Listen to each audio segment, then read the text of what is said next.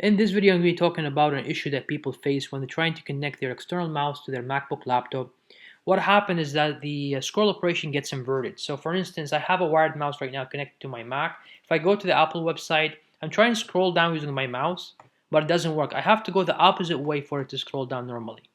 To fix this is very simple. Just have to go to the System Preferences here in the dock in the bottom. Then just click on Mouse.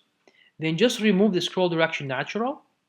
If I go back to the website and scroll using my mouse, now I can scroll just fine. Now obviously if you want your trackpad to work normally where it used to be, then you just have to go back and enable that option for the trackpad. So now I'm able to go up and down using my trackpad to scroll, no issues. I hope this video helped you guys to fix the issue. Let me know in the comment section if you have any question. I hope you like this video, and if you do, kindly give me a thumbs up. If you haven't subscribed to my channel, please consider doing so. Until the next video, wish you a great day. Thank you much for watching. Bye bye.